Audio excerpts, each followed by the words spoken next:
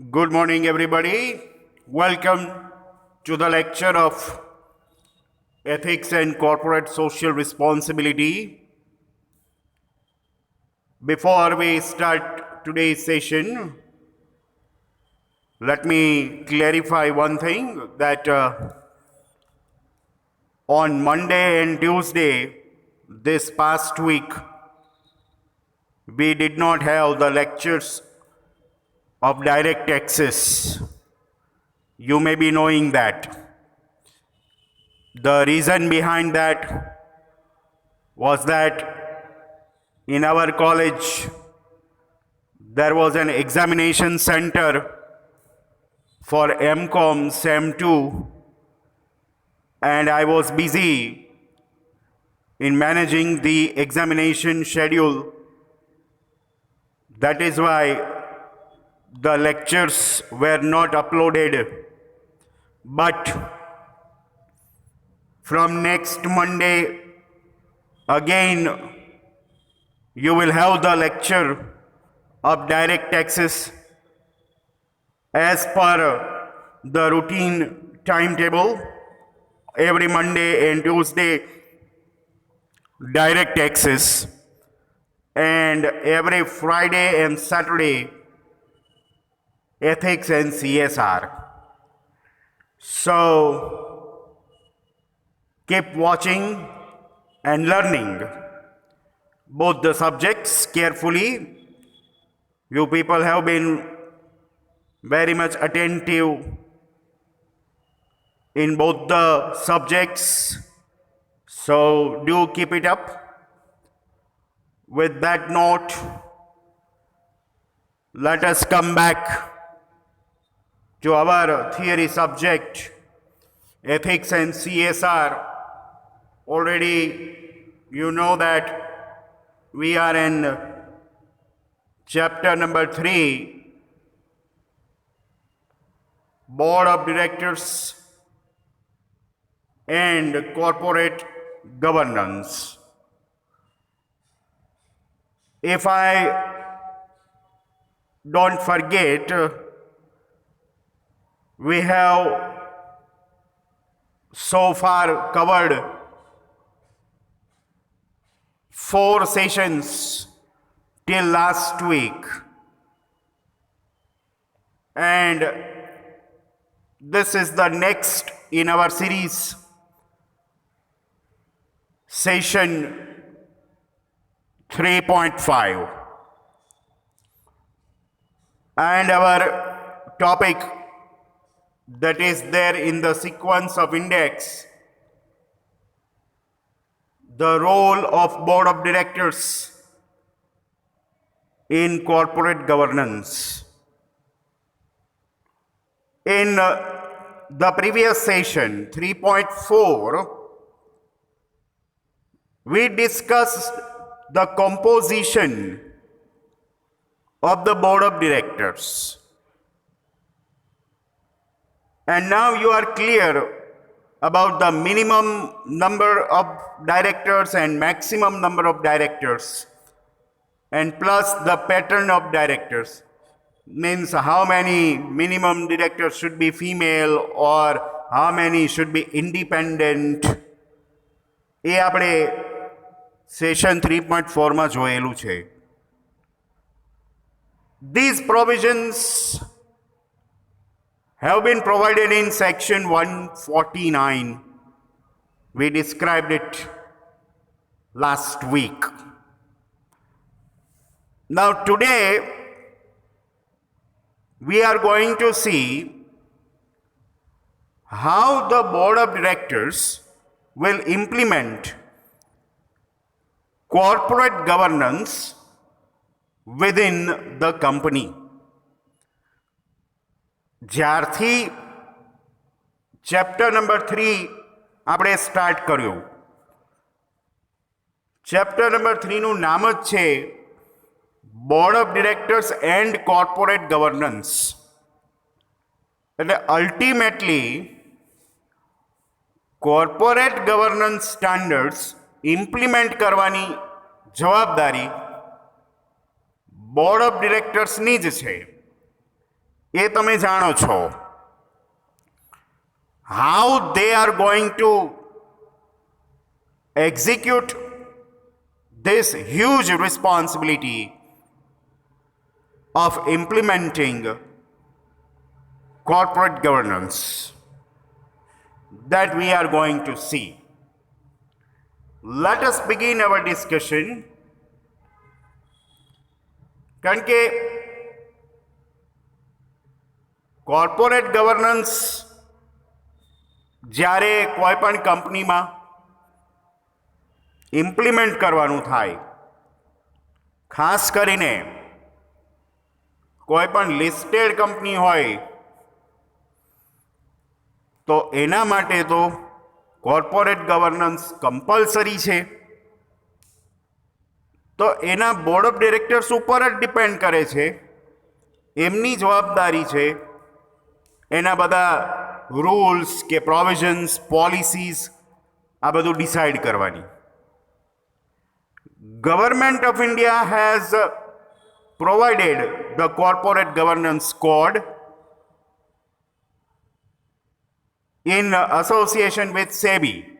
પણ એ કોર્પોરેટ ગવર્નન્સનો જે કોડ છે, જે નોર્મ્સ છે, એને ધ્યાનમાં રાખીને કંપની લેવલે બોર્ડ ઓફ ડાયરેક્ટર્સે કોર્પોરેટ ગવર્નન્સ ઇમ્પ્લિમેન્ટ કરાવવાનું થાય, એનું મોનિટરિંગ કરવાનું થાય. તો એ કઈ રીતે થાય? Why the board of directors is so much important when it comes to corporate governance? એમણે શું કરવાનું થાય? ઇમ્પ્લિમેન્ટ કરવું એટલે એકચ્યુઅલી એમણે કરવાનું છે શું? Then there are some points which are described in the coming slides. With the help of these points, you can come to understand how board of directors can implement corporate governance within the company organization. Okay, let us begin with the first step.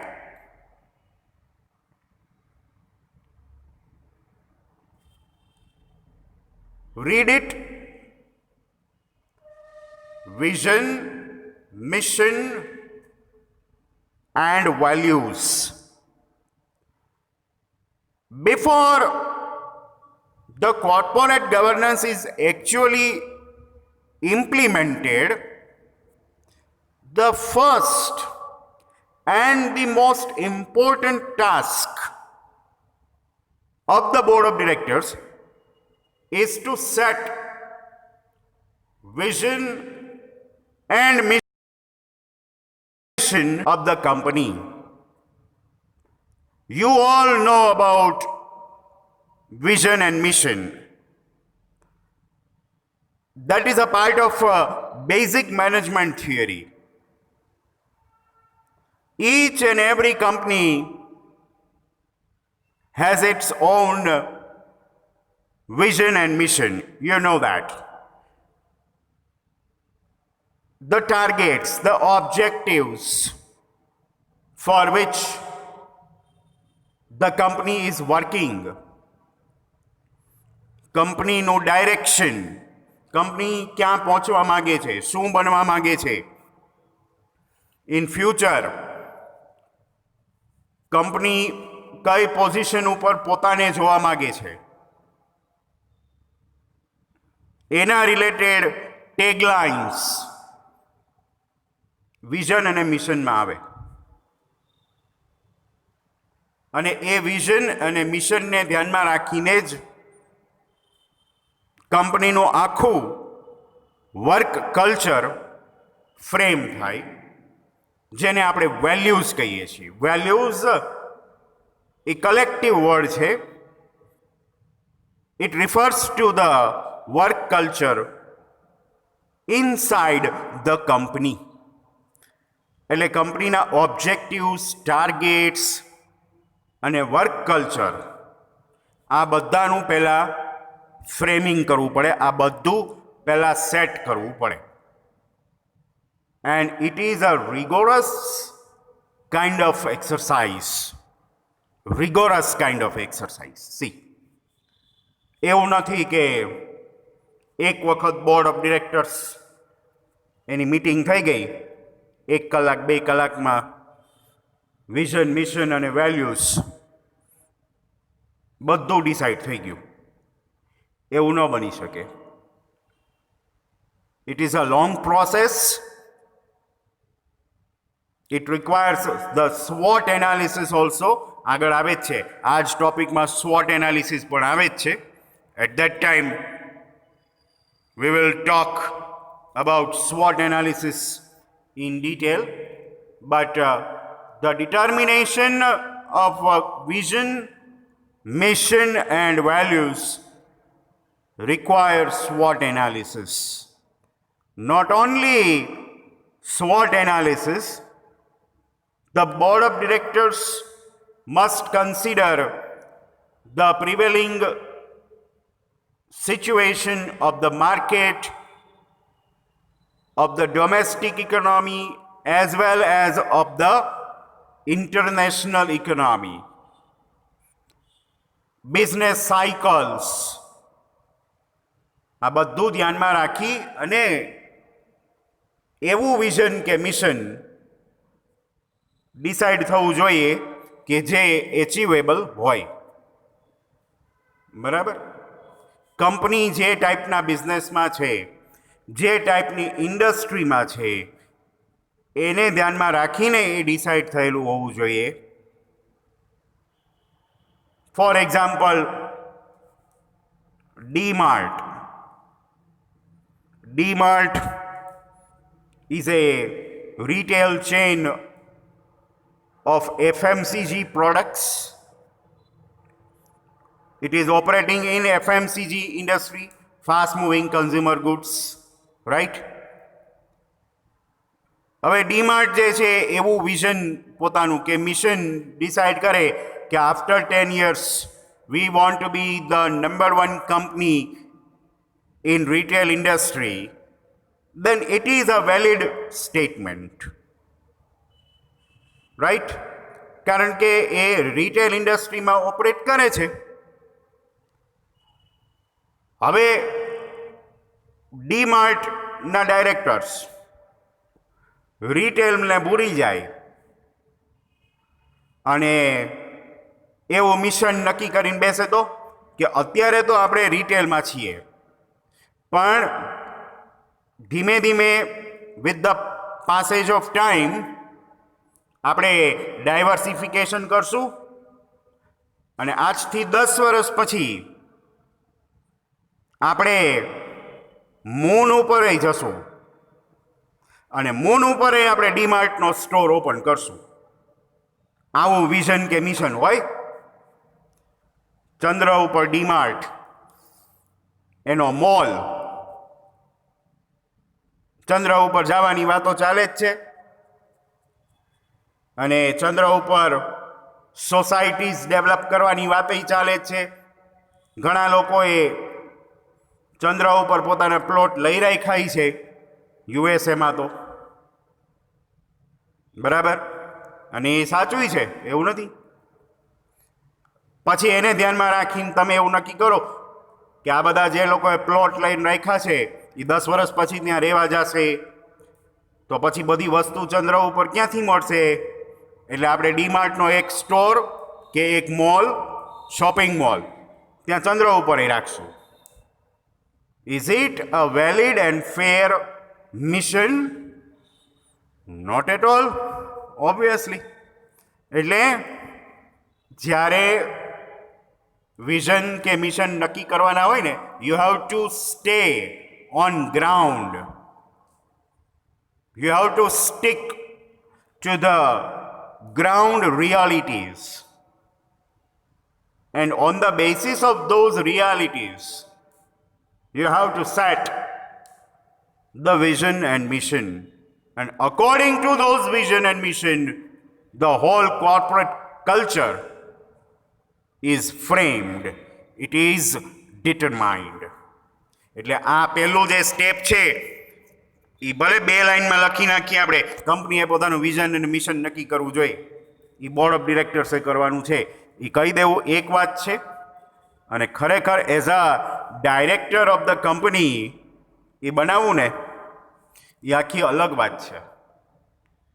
તો that was the first step towards the direction of corporate governance. Next step number 2 આવે strategy and structure. Strategy એટલે method, obviously. Strategy એટલે policy. એકવાર તમારે શું કરવું છે અને ક્યાં પહોંચવું છે એ નક્કી થાય પછી એની મેથડ ડિવાઇસ થાય,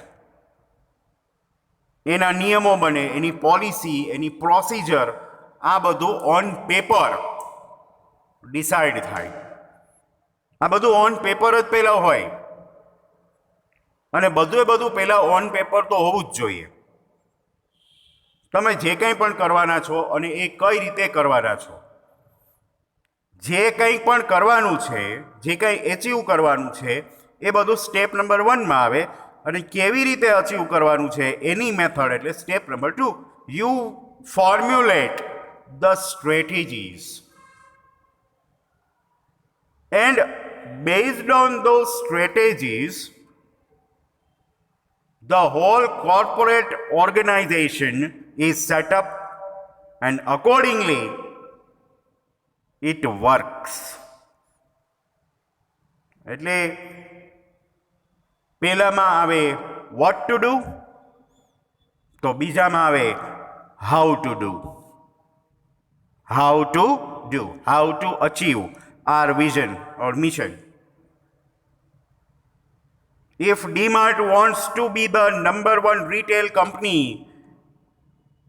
in the whole retail industry, then how should it go ahead? કઈ રીતે નંબર 1 બની શકાય એની સ્ટ્રેટેજી અહીંયા સ્ટેપ નંબર 2 માં ફોર્મ્યુલેટ થાય. સ્ટ્રેટેજી બનાવતી વખતે કદાચ તમે સ્ટ્રેટેજિક મેનેજમેન્ટ ક્યાંક ભણ્યા પણ હશો અથવા અત્યારે બી ભણતા હશો, I don't know. Or maybe you have learned the concept of strategic management. If you want to prepare strategies, you want to devise the methods, તો તમારે પહેલું કામ એ કરવું જોઈએ કે તમારે તમારું પોતાનું સેલ્ફનું એટલે કે કંપનીનું SWOT એનાલિસિસ કરવું જોઈએ. You know the full form of SWOT, needless to say. મેનેજમેન્ટના સ્ટુડન્ટ હોય અને SWOT એનાલિસિસનું ફૂલ ફોર્મ ન આવડતું હોય એવું તો બને નહીં. અને જો ખરેખર ન જ આવડતું હોય તો એ લોકોએ આ લેક્ચર હવે અહીંયા આગળ જ પૂરું કરી દેવું અને બારે નીકળી જવું. Right, seriously, I am telling you, because strength, weaknesses, opportunities and threats એ કોઈ પણ કંપનીમાં હોવાની, whether it is a small scale or medium scale or large scale.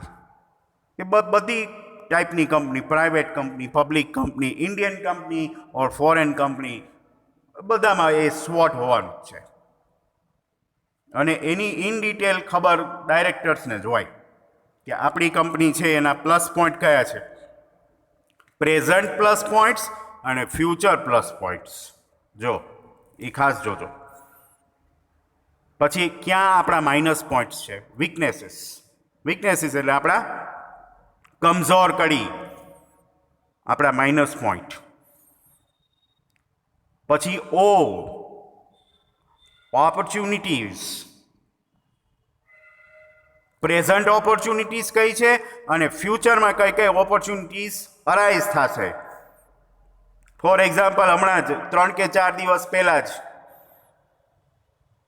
આપણા પ્રાઇમ મિનિસ્ટર મોદી સાહેબે ચાઇનાથી આપણે જે દર વર્ષે ટોયઝ ઇમ્પોર્ટ કરીએ છીએ એ ઇમ્પોર્ટ બંધ કરી અને ડોમેસ્ટિક લેવલે જ બધા ટોયઝ આપણે મેન્યુફેક્ચર કરીએ એવો એક મેસેજ ઇન્ડસ્ટ્રીને આપ્યો એઝ અ પાર્ટ ઓફ આત્મનિર્ભર કેમ્પેઇન. એ તમને બધાને ખબર હશે. તો જો આપણી ઇન્ડિયાની જે ટોયઝ કંપની છે એના માટે એક સરસ મજાની ઓપોર્ચ્યુનિટી ઊભી થઈ. આને કહેવાય ઓપોર્ચ્યુનિટી છે કે ગવર્મેન્ટ પોલિસીમાં ચેન્જ આવે ત્યારે ઊભી થતી હોય છે. થોડા સમય પહેલા આપણે એક સાથે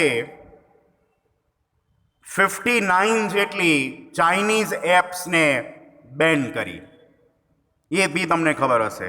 તો એના જે એ જ ફંક્શનવાળી ઇન્ડિયન એપ્સ છે એ ઘણી બધી ડાઉનલોડ થઈ અને વ્યુઅર્સમાં ફેમસય થઈ, યુઝર ફ્રેન્ડલી હતી એટલે લોકો એને ડાઉનલોડ કરી પ્લે સ્ટોરમાંથી અને એ એપ્સની રેવન્યુ બી જનરેટ થઈ. ઓપોર્ચ્યુનિટીઝ, આ બહુ અઘરી વાત છે. ફ્યુચર ઓપોર્ચ્યુનિટીઝને અત્યારે આઈડેન્ટિફાઈ કરવી અને વિઝ્યુઅલાઇઝ કરવી, it is a very difficult task. It is a mind blowing task. કારણ કે આપણે અત્યારે જે યુગમાં જીવીએ છીએ it is full of uncertainties. For example TikTok, the Chinese app TikTok. ટિકટોકે કોઈ દિવસ એવું વિચાર્યું હતું કે ઇન્ડિયા જેવું મોટું માર્કેટ હાથમાંથી જતું રહેશે અચાનક જ? નેવર. જ્યારે આપણે લોકડાઉન હતું, બરાબર, 25 માર્ચ ત્યારથી આપણું પહેલું લોકડાઉન શરૂ થયું. પછી લોકડાઉન 2, લોકડાઉન 3, જ્યારે આપણે બધા ઘરે જ બેઠા રહેતા ત્યારે ટિકટોક જે છે એ આપણે ખૂબ યુઝ કર્યું, ખૂબ વિડીયો બનાવ્યા અને અપલોડ કર્યા.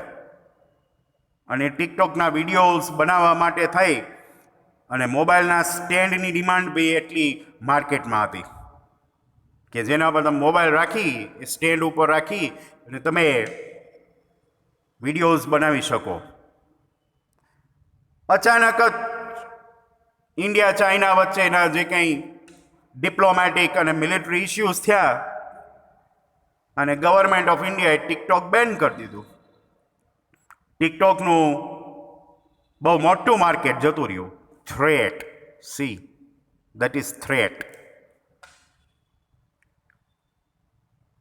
પછી એક આની સાઇડલાઇનમાં જ પોઈન્ટ કહું, ટિકટોક પર વિડીયો બનાવવા માટે આપણે મોબાઈલ સ્ટેન્ડ બધાએ ખૂબ ઉપાડ્યા માર્કેટમાંથી અને માર્કેટમાં મોબાઈલ સ્ટેન્ડની રીતસર શોર્ટેજ થઈ ગઈ અને મોબાઈલ સ્ટેન્ડ બનાવવાવાળી જે કંપનીઝ હતી એ લોકોની તો અર્નિંગ્સ કેટલી બધી વધી ગઈ, કારણ કે એક તો શોર્ટેજ, સામે ડિમાન્ડ એટલી, અને બીજા નંબરમાં સ્કૂલ અને કોલેજીસમાં ઓનલાઈન એજ્યુકેશન સ્ટાર્ટ થયું.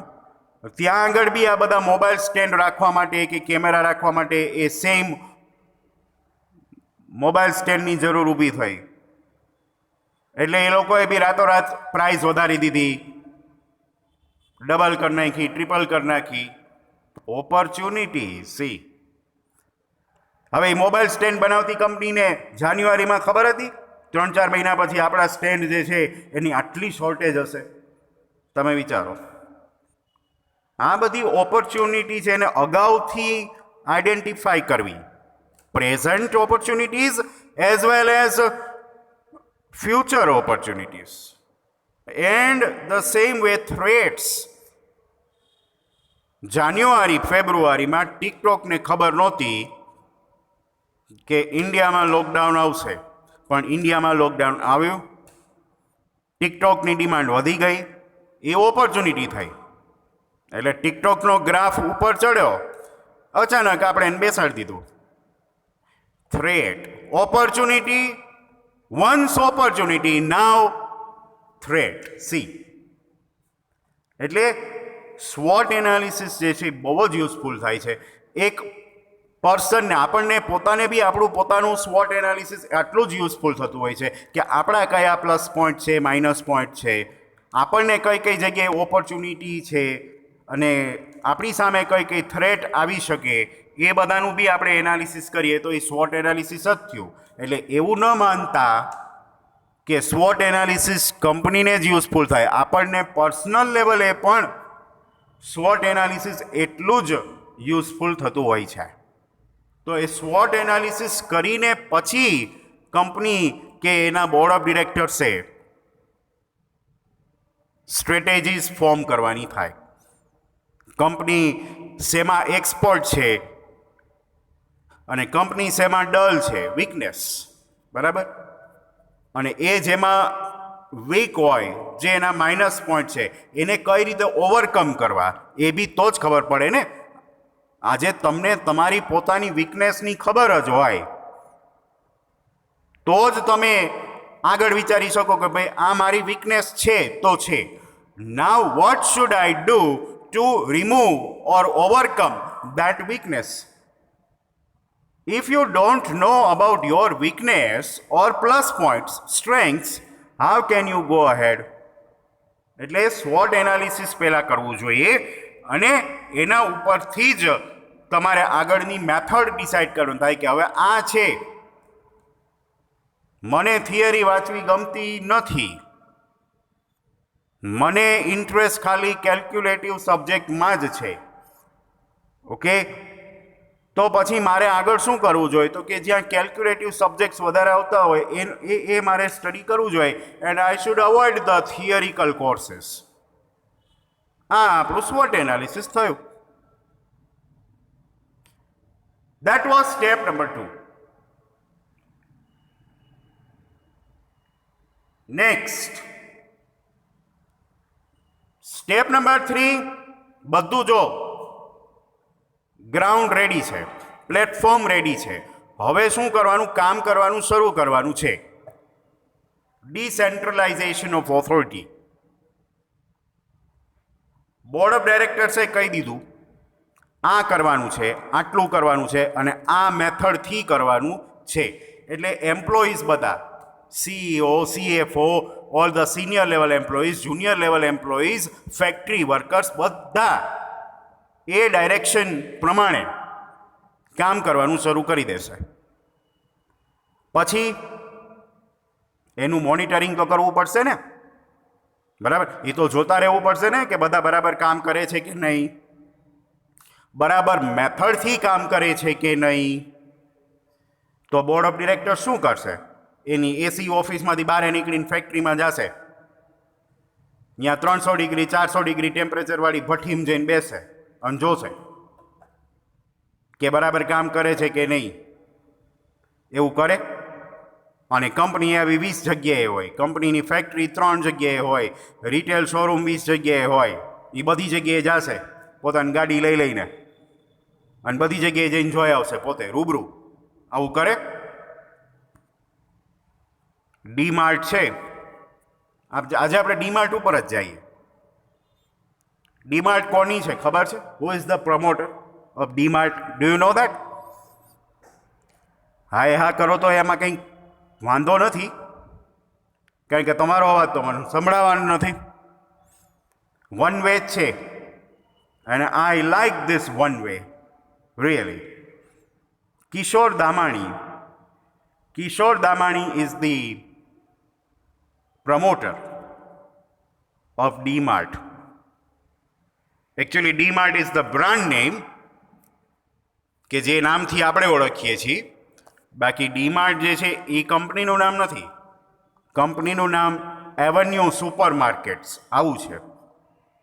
એવન્યુ સુપર માર્કેટ્સ અને એના શોપિંગ મોલ્સ છે ને એનું નામ DMart છે.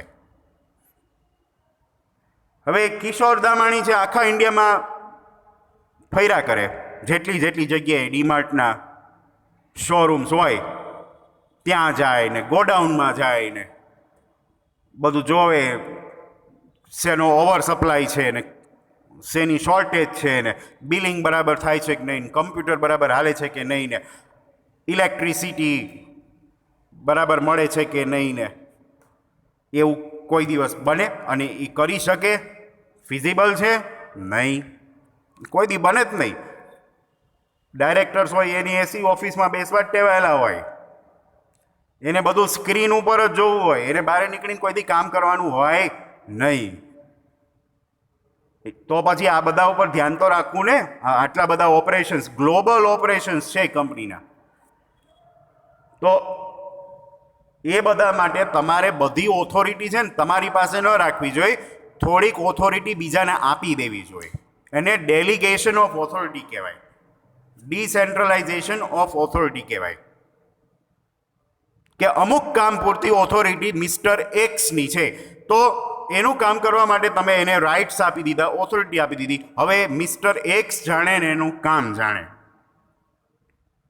દરેકે દરેક શોરૂમમાં કે શોપિંગ મોલમાં એક એક મેનેજર મૂકી દીધા. હવે મેનેજરને એનો મોલ હલાવવા પૂરતી ઓથોરિટી આપી દીધી. પછી એ મેનેજરે બધું ઇમ્પ્લિમેન્ટ કરાવવાનું એના પાસે જે કંઈ એમ્પ્લોઈઝ કે વર્કર્સ હોય એના માટે. એ મેનેજરની જવાબદારી બને. બોર્ડ ઓફ ડિરેક્ટર્સ એમાં નહીં ક્યાંય પડે. એણે ખાલી બેઠા બેઠા મોનિટરિંગ કરવાનું. મેનેજર બધું રિપોર્ટિંગ એને કરતો રહીએ, એ રિપોર્ટ જોઈ જાય અને એ રિપોર્ટ ઉપરથી એને એમ લાગે કે આપણે જે પોલિસી ડિસાઇડ કરી છે એના કરતાં આ લોકો કંઈક જુદું જ કરે છે. there are some deviations from the standards. Actual performance is different from the standard performance. Then and then board of directors will get involved. They will pay attention to the differences. They'll pay attention to the deviations and they will take only corrective measures. કે આમ નહીં આમ કરો, બસ આટલા પૂરતું જ board of ડિરેક્ટર્સે જોવાનું રહે. બાકી રૂટીન જે કાંઈ પણ ઓપરેશન્સ હોય એની ઓથોરિટી આપી દીધી છે જે તે માણસોને. એ લોકો પોતાનું કામ કરે અને જ્યાં ક્યાંય પણ પ્રોપર ગાઈડન્સની જરૂર હોય ત્યાં એ લોકો બોર્ડ ઓફ ડિરેક્ટર્સને અપ્રોચ કરે. અને બોર્ડ ઓફ ડિરેક્ટર્સે ખાલી એટલા પૂરતું જ કંપની ઓપરેશન્સમાં ઇન્વોલ્વ થાય. બાકી એ લોકોનું મેઇન કામ પછી શું રહે, એકવાર બધું ડિસાઇડ કરીને દઈ દીધું, then they will just monitor and evaluate. Monitoring and evaluation only. કે બધું બરાબર ચાલે છે ને, વાર્તા પૂરી. અને જ્યાં સુધી બધું બરાબર ચાલતું હોય ત્યાં સુધી બોર્ડ ઓફ ડિરેક્ટર્સ જે હાથે કરીને વચ્ચે વચ્ચે ખતખત ન કરાય. હું તો તમને એમ કહું, જેમ હાલતું હોય એમ હાલવા દેવાય. ઘડીએ વળીએ ડબ કરાય નહીં. ઓલું બરાબર હાલતું હોય ને એ બગડે, એટલે એવું ન કરાય. Anyways, that was the step number 3, decentralization. Fourth is accountability. 6 છે ટોટલ, એમાંનું ચોથું સ્ટેપ એટલે accountability. બોર્ડ ઓફ ડિરેક્ટર્સ કોને જવાબદાર છે? સ્ટેક હોલ્ડર્સને. સ્ટેક હોલ્ડર્સે એમને ત્યાં બેસાડ્યા છે.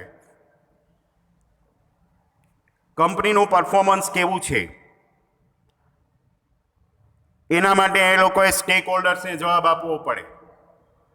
એમની સાથે ડે ટુ ડે બેસિસ ઉપર કે રેગ્યુલર ટાઈમ ઇન્ટરવલ પછી કમ્યુનિકેશન જાળવવું પડે. એમને બધું કહેવું પડે કે અત્યારે આ ચાલે છે, પેલું ચાલે છે, હવે આપણા ફ્યુચર પ્લાન્સ આટલા છે. અને એ લોકોના તરફથી કાંઈ પણ ક્વેરીઝ આવે.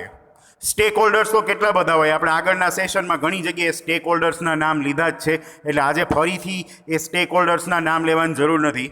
તમે સ્ટેક હોલ્ડર્સ એટલે હવે સમજો જ છો કે કોણ કોણ આવે. પણ એ લોકો તરફથી કોઈ ક્વેરી આવે તો એનો જવાબ આપવો પડે. એ લોકોના કોઈ ઇશ્યુઝ હોય, કોઈ કમ્પ્લેન્ટ્સ હોય તો એ કમ્પ્લેન્ટ્સ બી રિઝોલ્વ કરવાની જવાબદારી બોર્ડ ઓફ ડિરેક્ટર્સની આવે. એટલા માટે થઈને જ કોઈ પણ કંપની હોય ને એમાં રિલેશનશિપ ડિપાર્ટમેન્ટ એ નામથી એક આખો ડિપાર્ટમેન્ટ કામ કરતો હોય, રિલેશનશિપ ડિપાર્ટમેન્ટ.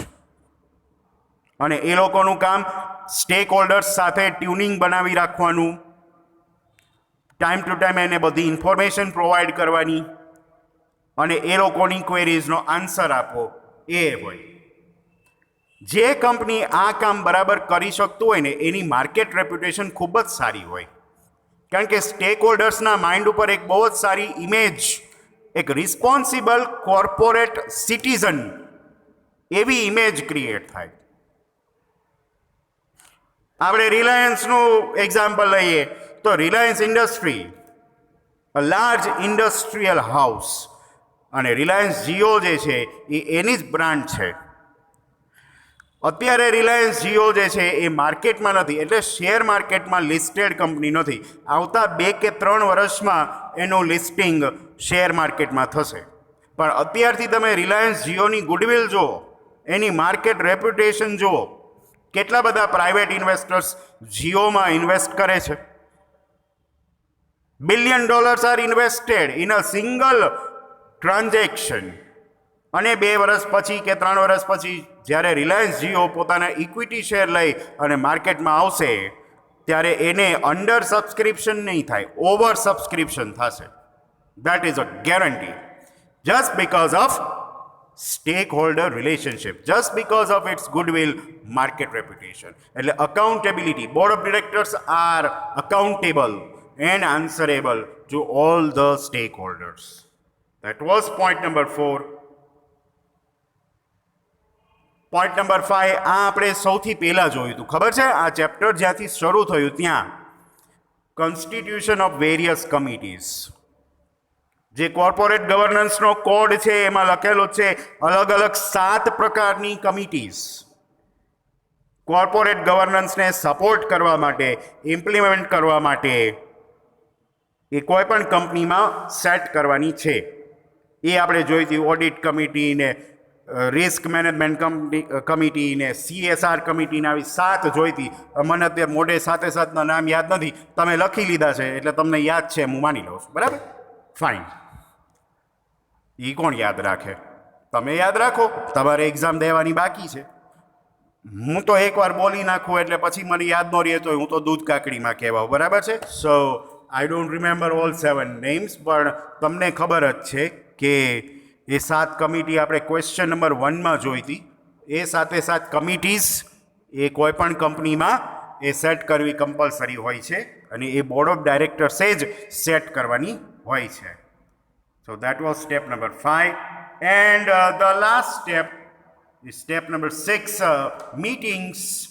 જ્યારે જરૂર પડે ત્યારે બોર્ડ ઓફ ડિરેક્ટર્સની મીટિંગ બોલાવવાની. કેટલું કામ થયું, કેવી રીતે કામ થયું, ક્યાંય કંઈ પ્રોબ્લેમ આવે છે કે નહીં, એ બધું એ લોકો વચ્ચે ડિસ્કસ થાય. આપણી પ્રીવિયસ પોલિસી શું હતી, એ બરાબર ઇમ્પ્લિમેન્ટ થઈ કે નહીં, ઇમ્પ્લિમેન્ટ થઈ તો એમાં ક્યાંય કોઈને કંઈ ડિફિકલ્ટી આવે છે, ડિફિકલ્ટી આવે છે તો પછી શું કરવું છે, પોલિસીમાં થોડો ઘણો ચેન્જ લઈ આવવો છે કે પોલિસી એઝ ઇટ ઇઝ રાખવી છે, મેથડ ચેન્જ કરવી છે, શું કરવું છે, આ બધું ડિસ્કશન થાય બોર્ડ મિટિંગમાં. અને એ ડિસ્કશન જે છે ને એ એટલી બધી હદે સિરિયસ કાઇન્ડ ઓફ ડિસ્કશન હોય છે કે એ લોકો એર કન્ડિશન ચેમ્બરમાં બેઠા હોય છે તો એ લોકોને પરસેવો વળી જતો હોય છે. Yes, that is true. That is not funny. Let me tell you. કારણ કે પોલિસી તમે ઓન પેપર બનાવો છો, પછી ખરેખર તમે જ્યારે ઇમ્પ્લિમેન્ટ કરવા જાઓ ને ત્યારે જ ખબર પડે કે ઓહો, આમાં તો આટલું બધું હતું, આપણને ખબર જ નહીં. લે, આમાં આવું થઈ શકે, આ પ્રોબ્લેમ અહીં થઈ શકે. ફોર એક્ઝામ્પલ, તમે બધું કમ્પ્યુટરાઇઝેશન કરી જાઓ અને ડિજિટલી જ વર્ક કરે જાઓ, એટલે ઓન પેપર તો સારું લાગે કે એનાથી સ્ટેશનરી બચે ને કાગળ બચે ને એટલા વૃક્ષો ઓછા કપાય ને પોલ્યુશન કંટ્રોલ થાય ને એવું બધું તમે ઓન પેપર લખ્યું હોય અને પછી તમે બધું કમ્પ્યુટરાઇઝ કરી દીધું હોય, બધા એમ્પ્લોઈઝને ટ્રેનિંગ આપી દીધી હોય, બરાબર, અને બધા કમ્પ્યુટર ઉપર પ્રોપર વર્ક કરતા હોય. એક દિવસ સવારમાં લાઇટ વહી જાય, લ્યો કરો હવે, અને કંપનીએ જનરેટર તો લીધું ન હોય, ઇન્વર્ટર લીધું ન હોય, એ પાછા ભૂલી ગયા હોય. આને તો એ કહેવાય પ્રેક્ટિકલ ડિફિકલ્ટી. તો એ બોર્ડ મિટિંગમાં ડિસ્કસ કરવું પડે કે ભાઈ જો આપણી આ ફલાણા સિટીમાં જે ઓફિસ છે ને ત્યાં લાઇટના કંઈ ધડા નથી હોતા, એટલે કમ્પ્યુટર ઉપર બિલ નથી બનતા, પછી બેકઅપ નથી લેવાતો, રિપોર્ટ અપલોડ કરવામાં બહુ વાર લાગે છે, નેટની સ્પીડ ધીમી છે, મોબાઈલ કંપનીના ટાવર પકડાતા નથી, આવા પ્રોબ્લેમ થાય છે. હવે અહીંયા ડિજિટલ થઈને શું કરવાનું? તો એ બધી જે કંઈ પણ વાતો છે એ બોર્ડ ઓફ ડિરેક્ટર્સની મિટિંગમાં થાય અને પછી એ લોકો ડિસાઈડ કરે કે તો પછી આમ નહીં ને આમ, આમ નહીં ને આમ, કંઈક ચેન્જ તો કરવો પડશે. તો એ ચેન્જીસ જે છે એ પહેલાં બોર્ડ ઓફ ડિરેક્ટર્સની મિટિંગમાં ડિસાઈડ થાય ને પછી એ ચેન્જીસ ઇમ્પ્લિમેન્ટ થાય. તો આ રીતે બોર્ડ ઓફ ડિરેક્ટર્સ કામ કરતું હોય છે અને આ બધાનું જ જોઈન્ટ રિઝલ્ટ એ હોય છે કે કોર્પોરેટ ગવર્નન્સ ઇફેક્ટિવલી તમે કંપનીમાં ઇમ્પ્લિમેન્ટ કરી શકો છો. This is exactly the role that is played by board of directors for the enhancement of corporate governance. With that said, we conclude today's session and we will meet again tomorrow in our regular session number 3.6. Till then, see you all.